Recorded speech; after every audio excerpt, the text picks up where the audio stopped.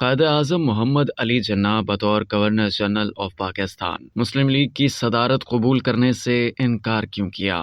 قائد اعظم محمد علی جناح 15 اگست 1947 کو پاکستان کی نوزائیدہ ریاست کے پہلے گورنر جنرل بنے۔ نئی ذمہ داری ان کے لیے تخت کے بستر کی طرح تھی۔ نئے ملک کو بہت سے مسائل کا سامنا تھا، جیسے مہاجرین کی بحالی، ریاستوں کا مسئلہ، ریاست کے معاملات چلانے کے لیے قابل عمل نظام کی عدم دستیابی، نئے آئین کی تشکیل اور مالی مشکلات وغیرہ، اور اس طرح کی خراب صورتحال کے جس کی مثال دنیا کی تاریخ میں شاذ و نادر ہی ملتی ہے۔ قیام پاکستان میں ہندوستان کے مسلمانوں کے کردار سے قائد اعظم پوری طرح واقف تھے۔ انہوں نے قیام پاکستان کے بعد جو مختصر عرصہ گزارا، اس دوران انہوں نے صحت کی خرابی کے باوجود ملک کے دور دراز علاقوں کا طویل اور مشکل سفر کیا تاکہ لوگوں کے اعتماد اور اخلاق کو برقرار رکھا جا سکے۔ قائد اعظم نے جمہوری پاکستان کی ترقی کے لیے صحیح نظریں اور روایت پیش کی۔ مثال کے طور پر لوگوں کے اصرار کے باوجود انہوں نے مسلم لیگ کی صدارت کو قبول کرنے سے انکار کر دیا، کیونکہ وہ اسے سربراہ مملکت کے عہدے سے متصادم سمجھتے تھے۔ پاکستان کی نوزائیدہ ریاست فنڈز کی کمی اور بنیادی ضروریات میں گھری ہوئی تھی۔ گورنر جنرل بننے کے بعد قائد اعظم نے بیگم شاہ نواز سے کہا تھا کہ خزانے میں صرف 20 کروڑ روپے اور میز پر تقریباً 40 کروڑ روپے پڑے ہیں۔ فنڈز کی اپیل کے علاوہ انہوں نے دفاتر کے طرز عمل میں سادگی اور کفایت شعری کو متعارف کرایا۔ قائد اعظم اس کردار سے پوری طرح واقف تھے کہ سیاست میں دلچسپی لینے والے عہدیداروں کو سیاسی مقاصد کے لیے گھسیٹا جا رہا ہے۔ 15 اپریل 1948 کو پشاور میں سرکاری افسروں سے اپنی گفتگو میں انہوں نے اس بات پر زور دیا کہ کسی سیاسی جماعت یا کسی سیاسی رہنما کی حمایت میں آپ کا کوئی ہاتھ نہیں ہونا چاہیے۔ یہ آپ کا کام نہیں ہے۔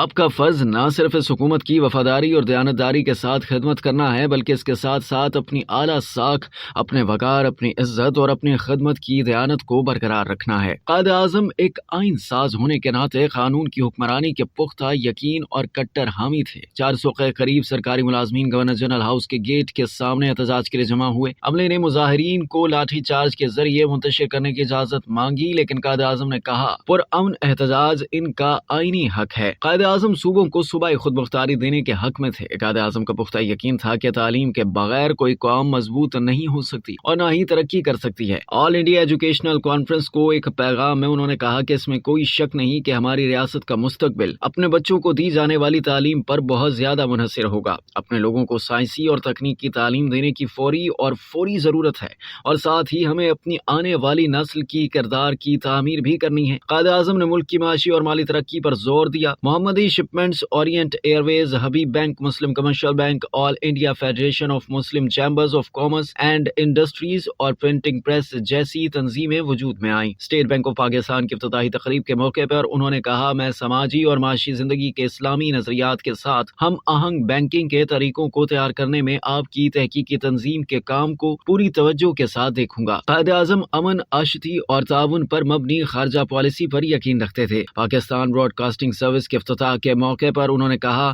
ہم امن کے ساتھ رہنا چاہتے ہیں اور اپنے قریبی پڑوسیوں اور پوری دنیا کے ساتھ خوشگوار دوستانہ تعلقات برقرار رکھنا چاہتے ہیں۔ اب تک کے لیے اتنا ہی۔ مزید جاننے کے لیے سبسکرائب کیجیے ڈیلی جنگ یوٹیوب چینل اور لائک کیجیے ڈیلی جنگ فیس بک پیج۔